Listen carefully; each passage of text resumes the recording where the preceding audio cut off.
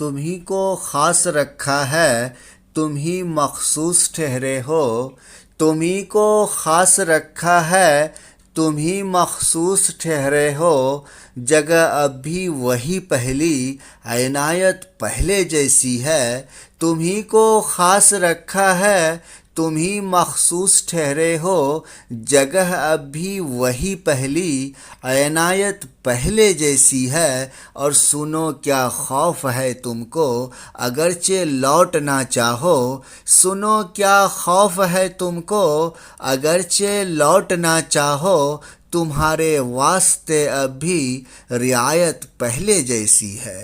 آداب عرض ہے دوستو، میں آپ کا دوست آیت اللہ آیت اردو لورس یوٹیوب چینل پر آپ تمام دوستوں کا پرخلوص استقبال کرتا ہوں۔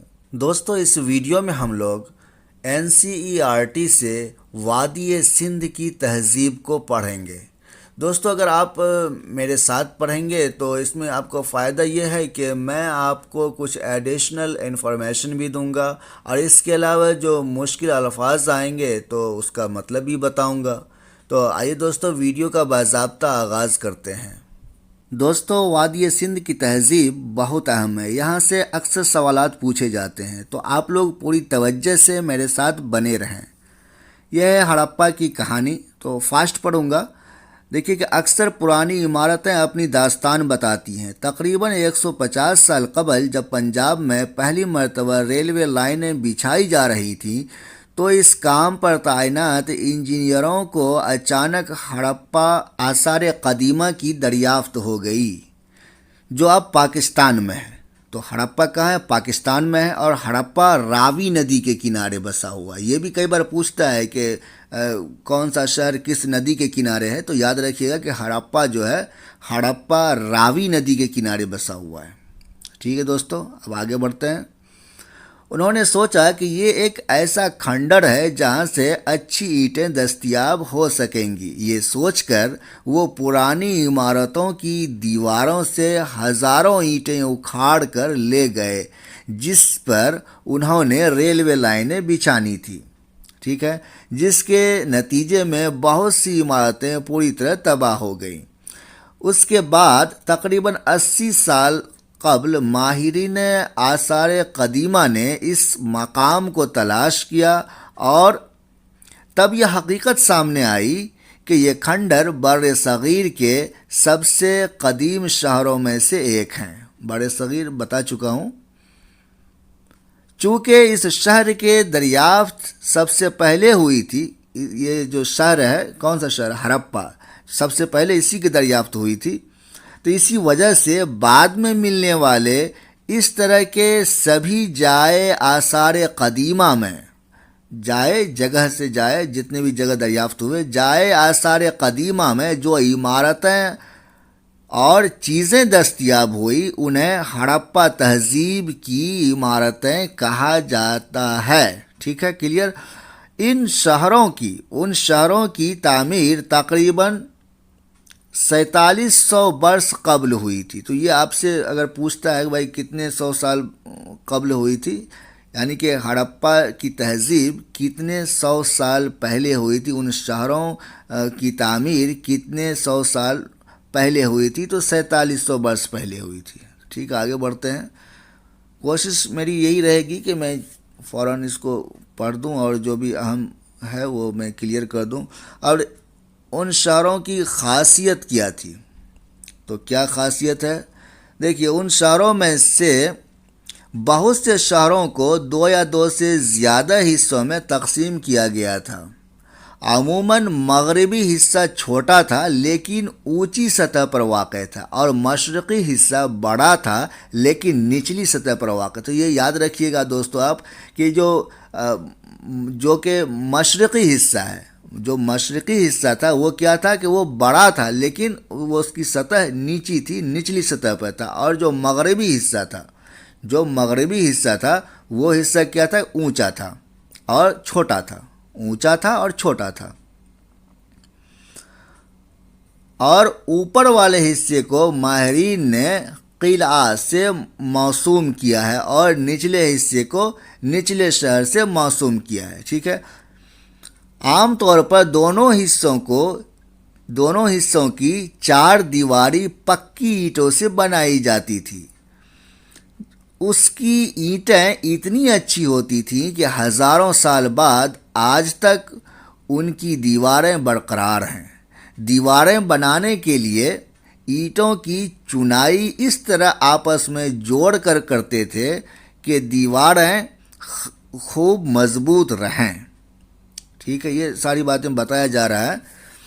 کچھ شہروں کے قلعہ میں کچھ خاص عمارتیں تعمیر کی گئی تھی۔ مثلا موہن جوداڑو میں ایک مخصوص تالاب بنایا گیا تھا جسے ماہرین آثار قدیمہ نے بڑا غسل خانہ کہا ہے۔ یہ جو بڑا غسل خانہ ہے دوستو، یہ یاد رکھیے گا کہ یہ کہاں ہے؟ موہن جوداڑو میں۔ موہن جوداڑو کہاں ہے؟ پاکستان میں۔ اور کس ندی کے کنارے ہے موہن جوداڑو؟ تو یہ سندھو ندی کے کنارے ہے موہن جوداڑو، سندھو ندی کے کنارے، یہ یاد رکھیے کیونکہ اس طرح سے وہ سوال پوچھتا ہے۔ اور کیا اس کی بناوٹ تیراکی کے تالاب کے مشابہ ہے، یعنی کہ سیملر ہے، تیراکی کے تالاب کے جیسی ہے۔ اور اس کی تعمیر میں اینٹ اور پلاسٹر کا استعمال کیا گیا تھا۔ اس میں پانی کے رساؤ کو روکنے کے لیے پلاسٹر کے اوپر قدرتی تارکول کی پرت چڑھائی گئی تھی۔ اس تالاب میں 2 طرف سے اترنے کے لیے سیڑھیاں بنائی گئی تھی اور چاروں طرف کمرے تعمیر کیے گئے تھے۔ اس میں بھرنے کے لیے پانی کنویں سے نکالا جاتا تھا۔ غالباً یہاں خاص لوگ خاص موقعوں پر غسل کیا کرتے، یعنی کہ ایلیٹ کلاس کے لوگ، خاص لوگ اس پہ غسل کرتے تھے خاص موقع پہ، یہ نہیں کہ روز ہی کر رہے ہیں۔ اب آتے ہیں دوستو کالی بنگا اور لوتھل، جسے دیگر شہروں میں ہون کنڈ جیسے کالی بنگا اور لوتھل جیسے دیگر شہروں میں، یعنی کہ کالی بنگا میں بھی اور لوتھل میں بھی۔ تو کالی بنگا کہاں ہے؟ کالی بنگا ہے راجستھان میں، کالی بنگا، اور یہ لوتھل گجرات میں ہے۔ ٹھیک ہے دوستو، یہ یاد رکھیے گا، پوچھتا ہے اس طرح سے کون سا شہر کس ندی کے کنارے ہے۔ تو لوتھل جو ہے گجرات میں ہے، یہ بھوگوا ندی کے کنارے، اور بھوگوا ندی کس ندی کی معاون ندی ہے، یعنی سہایک ندی ہے؟ تو یہ سابرمتی کی سہایک ندی ہے۔ تو ہون کنڈ، جس کو کہ اردو میں آتش دان ملے ہیں، کہاں ملے ہیں؟ 2 جگہ ملے ہیں۔ کہاں؟ ایک تو کالی بنگا میں، دوسرا لوتھل میں، یہ یاد رکھیے گا، جہاں غالباً بلی چڑھائی جاتی ہوگی، ایسا اندازہ لگایا جا رہا ہے۔ ہڑپا، موہن جوداڑو اور لوتھل جیسے کچھ شہروں میں بڑے بڑے گودام ملے ہیں، یعنی کہ اناج اسٹور کرنے کے لیے۔ مکانات، نالے اور سڑکیں کیسی ہوتی تھیں، یہ بھی پڑھنا ضروری، پڑھ اس لیے رہا ہوں دوستو کیونکہ یہ اہم ہے، ایک لائن سے سوال بن کے آ جاتا ہے۔ دیکھیے کہ ان شہروں کے گھر عموماً 1 یا 2 منزلہ ہوتے تھے۔ گھر کے صحن کے چاروں طرف کمرے بنائے جاتے تھے۔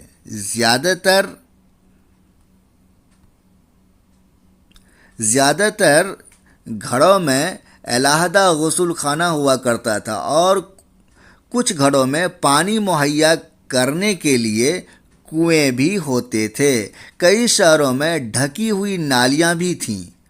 انہیں بڑی ہوشیاری سے سیدھی لائن میں بنایا جاتا تھا۔ ہر نالی میں ہلکی سی ڈھلان ہوتی تھی تاکہ پانی آسانی سے بہہ سکے۔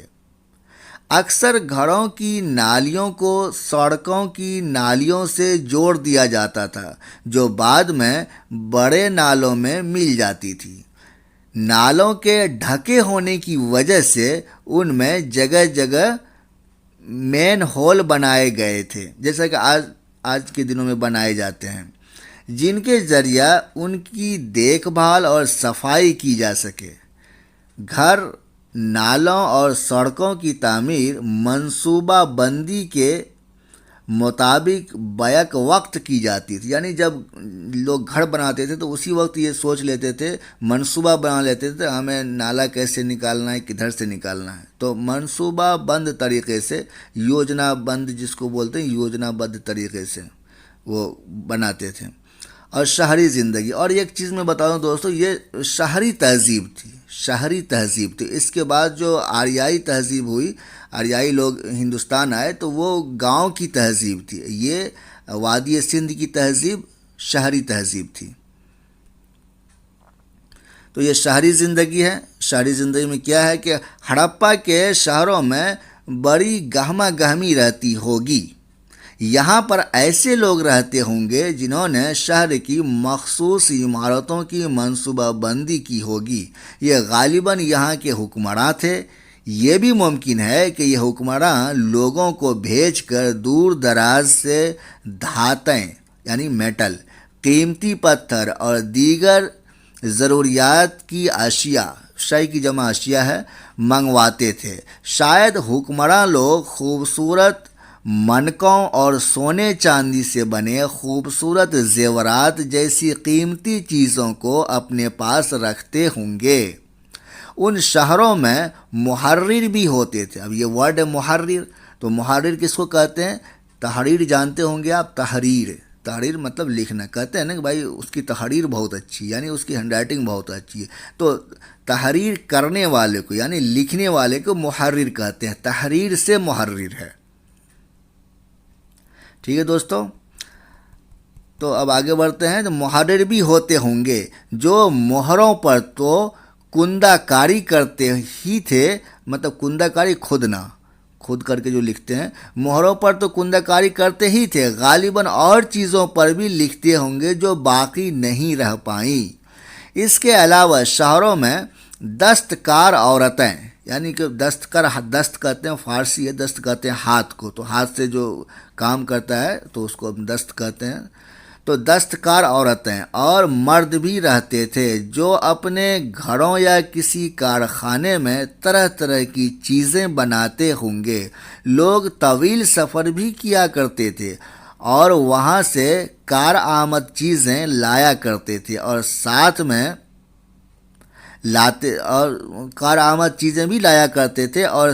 میں لاتے تھے. دور دراز ملکوں کے قصے کہانیاں، مٹی سے بنے کئی کھلونے بھی پائے گئے ہیں جن سے بچے کھیلتے ہوں گے. ٹھیک ہے. شہر میں نئی دستکاری. تو آؤ اب کچھ ایسی اشیاء کا مطالعہ کریں جو ہڑپا کے شہروں سے حاصل ہوئی ہیں. کون کون سی چیزیں حاصل ہوئی ہیں؟ یہ پوچھا جاتا ہے کہ کون سی چیز کہاں سے ملی ہے. ماہرین آثار قدیمہ کو جو چیزیں وہاں موصول ہوئی ہیں ان میں زیادہ تر پتھر، شنکھ، تانبے، کانسے، سونے اور چاندی جیسی دھاتوں سے بنائی گئی تھیں. تانبے اور کانسے سے اوزار، ہتھیار، زیور اور برتن بنائے جاتے تھے. سونے اور چاندی سے برتن اور زیور بنائے جاتے تھے. یہاں جو چیزیں دستیاب ہوئی ہیں ان میں سب سے زیادہ پرکشش چیز منکے، بانٹ اور دھاردار اوزار شامل ہیں. ٹھیک ہے دوستو. اور یہ ہڑپا تہذیب کے لوگ پتھر کی مہریں بناتے تھے اور ان مستطیل نما مہروں پر، یہ مستطیل نما کیا ہوتا ہے؟ انگلش میں ریکٹینگولر جانتے ہوں گے. ریکٹینگولر ایسے جو ہوتا ہے ریکٹینگولر، اس کو ہندی میں کہتے ہیں کہ چتربھج کہتے ہیں. تو اس کو اردو میں مستطیل نما کہیں گے، مطلب ریکٹینگولر، چتربھجاکار. تو مستطیل نما مہروں پر عموماً جانوروں کی تصویریں کندہ ہوتی یعنی گتھی ہوتی تھی. ہڑپا تہذیب کے لوگ کالے رنگ کے سے، اور اس کو یاد رکھیے گا، یہاں سے یہ سوال کئی بار مطلب آ جاتا ہے کہ ہڑپا تہذیب کے لوگ کالے رنگ سے ڈیزائن کیے ہوئے لال مٹی کے برتن بناتے تھے. یعنی کہ مٹی کا برتن لال ہوتا تھا لیکن اس پر ڈیزائن اور نقاشی کس رنگ سے کی جاتی تھی؟ تو کالے رنگ سے. یہ کہنے کا مطلب ہے. غالباً 7000 سال قبل مہر گڑھ علاقے میں کپاس کی کاشت ہوتی تھی. اور یہ مہر گڑھ ہے، پچھلے والے اس میں آ چکا ہے. تو مہر گڑھ کہاں ہے؟ مہر گڑھ پاکستان کے بلوچستان صوبہ میں ہے مہر گڑھ. اور 7000 سال قبل یہاں کپاس کی کھیتی کی جاتی تھی. کاشت ہوتی تھی نہیں، کھیتی کی جاتی تھی. موہن جوداڑو سے کپڑے کے ٹکڑوں کے باقیات، چاندی کے ایک پھولدان کے ڈھکن اور کچھ اور تانبے کی اشیاء سے چپکے ہوئے ملے ہیں. تو ایک ساتھ ملے ہیں. یہ سارے کہاں سے ملے ہیں؟ موہن جوداڑو سے. पक्की मिट्टी और फेंस से बनी तकलियाँ। तो फेंस ये मेटल है, आर्टिफिशियल मेटल होता है फेंस, जैसे चूड़ियाँ बर्तन वगैरह इससे बनाते हैं। तो सूत की कताई की निशानदेही होती है। तो ये चीज़ें हैं और भी अहम आएगा, मैं बताऊंगा। इनमें से ज़्यादातर अशिया की तख्लीक गालिबन माहिरीन ने की थी। अब माहिरीन यानी एक्सपर्ट, अब किसी काम का कोई कहता है ना कि वो इसका कलाकार है, तो एक्सपर्ट हुआ, माहिर से माहिरीन है, किसी काम में कोई माहिर होता है, तो उसी का जिक्र है यहाँ पे। और मसलन पत्थर तराशना मन के, ये माहिरीन के बारे में लिखा हुआ है कि माहिरीन किसको कहते हैं। तो हर इंसान माहिर नहीं हो सकता, हमें यह इल्म नहीं कि क्या आगे बढ़ते हैं दोस्तों। जो काम की चीज़ है वो मैं बताऊंगा। खाम माल की तलाश में, खाम माल यानी कच्चा माल, ठीक है। आम माल, ये खाम माल उन चीज़ों को कहते हैं जो या तो कुदरती तौर पर दस्तयाब होती या फिर किसान और मवेशी पालने वाले उनको पैदा करते हैं। तो ठीक है, इसके बारे में जान ही रहे होंगे आप। तो हड़प्पा के लोग तांबे की दरआमद है, दरामद किसको कहेंगे? दरआमद कहेंगे इंपोर्ट को, इंपोर्ट, और इसको हिंदी में आयात बोलते हैं, आयात, दरआमद। दर का मतलब मैं होता है फारसी में, जानते होंगे आप, और इसका अपोजिट होता है बड़ आमद यानी एक्सपोर्ट, जो हम निर्यात करते हैं, भेजते हैं, तो उसको हम बड़ आमद कहेंगे, और इंपोर्ट को दर आमद कहेंगे। ठीक है दोस्तों। अब देखिए, हड़प्पा के लोग तांबे की दर आमद गालिबन मौजूदा दौर के राजस्थान से किया करते थे। तो ये याद रखिएगा, आपसे पूछा जाएगा कि हड़प्पा के लोग तांबा कहाँ से इंपोर्ट करते थे, कहाँ से दर आमद करते थे, ठीक है। तो वो राजस्थान से करते थे, और अभी भी राजस्थान में सबसे ज़्यादा तांबा पाया जाता है, जानते ही हैं।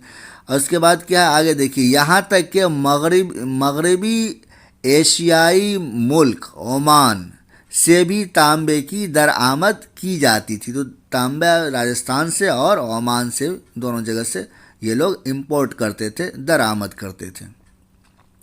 कांसा बनाने के लिए तांबे के साथ मिलाई जाने वाली धात टीन की दरआमद मौजूदा ईरान और अफगानिस्तान से की जाती थी। तो इसको भी याद रखिएगा, टीन कहाँ से मंगाते थे। और यहाँ से एक चीज़ और याद रखिए दोस्तों, कांसा है ना, तो कांसा कैसे बनता है, किससे बनता है? तो कांसा में दो चीज़ हम मिलाते हैं तब कांसा बनता है। कौन सी चीज़? क्लियर है, यहाँ साइंस में पूछता है कि आपको तांबा और टीन, है ना, तांबा और टीन दोनों को मिलाएंगे तो ये कांसा बनेगा। तो इसको भी आप याद रखिएगा।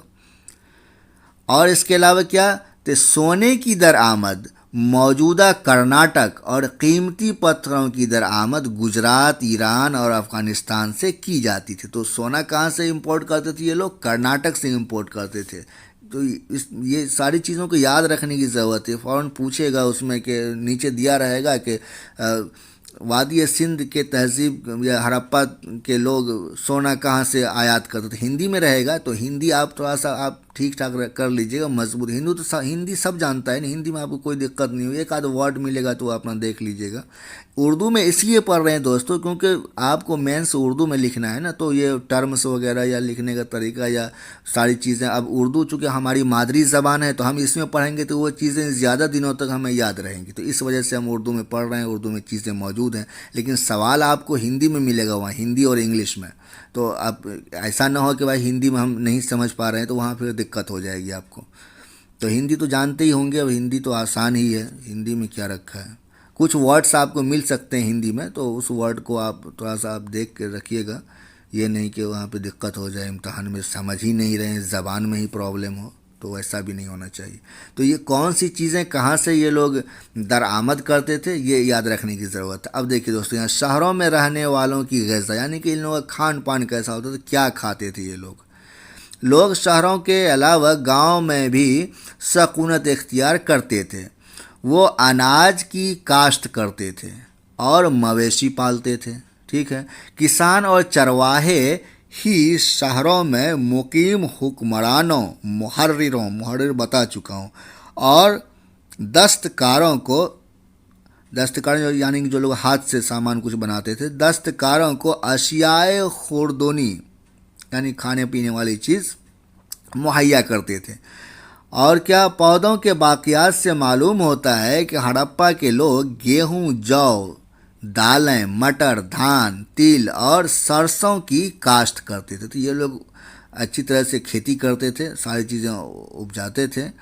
زمین کی جوتائی کرنے کے لیے ہل کا استعمال ایک نئی بات تھی۔ ہڑپا عہد کے ہل تو نہیں بچ پائے ہیں کیونکہ وہ غالباً لکڑی سے بنائے جاتے تھے، لیکن ہل کی شکل و صورت کے کھلونے دستیاب ہوتے ہیں۔ یہ ہل ہے، دیکھیں۔ اس علاقے میں بارش کم ہوتی ہے، چنانچہ لوگوں نے آبپاشی کے کچھ طریقے ایجاد کیے۔ آبپاشی یعنی سینچائی، آب کہتے ہیں پانی کو۔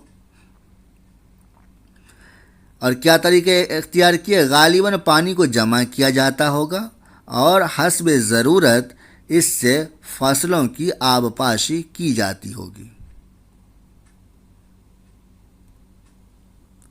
ٹھیک ہے، اب یہاں آ گئے۔ ہڑپا کے لوگ گائے، بھینس، بھیڑ اور بکریاں پالتے تھے۔ بستیوں کے گرد و نواح یعنی کہ آس پاس بستیوں کے گرد و نواح میں تالاب اور چارہ گاہ ہوتے تھے، لیکن خشک موسم میں مویشیوں کے جھنڈ کو چارہ پانی کی تلاش میں دور دور تک لے جایا جاتا تھا۔ وہ بیر جیسے پھلوں کو جمع کرتے تھے۔ کون سے پھل کو جمع کرتے تھے؟ بیر جیسے پھل کو، بیر کو یہ لوگ جمع کرتے تھے۔ اور کیا کرتے تھے؟ مچھلیاں پکڑتے تھے اور ہرن جیسے جانوروں کا شکار بھی کرتے تھے۔ اب اس کو دیکھتے ہیں۔ گجرات میں ہڑپا عہد کے شہر کا قریبی مشاہدہ، یہ فوٹو دیا ہے، قریبی مشاہدہ یعنی قریب سے فوٹو لیا گیا ہے۔ تو کچھ کے علاقے میں خدیر بیت کے کنارے دھولاویرا شہر آباد ہے۔ ٹھیک ہے، تو یہ یاد رکھیے گا کہ دھولاویرا شہر کہاں ہے؟ کچھ میں ہے۔ کچھ کہاں ہے؟ گجرات میں ہے۔ ٹھیک ہے، اور دھولاویرا بھی بہت ہی مشہور شہر ہوا ہڑپا تہذیب کا۔ وہاں صاف پانی میسر تھا۔ کہاں؟ دھولاویرا میں۔ اور زمین زرخیز تھی، اپجاؤ زمین تھی۔ جہاں ہڑپا تہذیب کے شہر 2 حصوں میں منقسم تھے، تو دھولاویرا شہر کو 3 حصوں میں تقسیم کیا گیا تھا۔ اب یہ یاد رکھیے گا، کون سا شہر 3 حصے میں تقسیم کیا گیا تھا؟ دھولاویرا شہر، یہ یاد رکھیے گا۔ دھولاویرا کہاں ہے؟ گجرات میں۔ اس کے ہر حصے کے اطراف پتھر کی اونچی اونچی دیواریں بنائی گئی تھی۔ اس کے ہر حصے کے اطراف میں کیا تھا؟ پتھر کی اونچی دیواریں بنائی گئی تھی۔ ٹھیک ہے، اس کے اندر جانے کے لیے بڑے بڑے داخلی دروازے ہوا کرتے تھے۔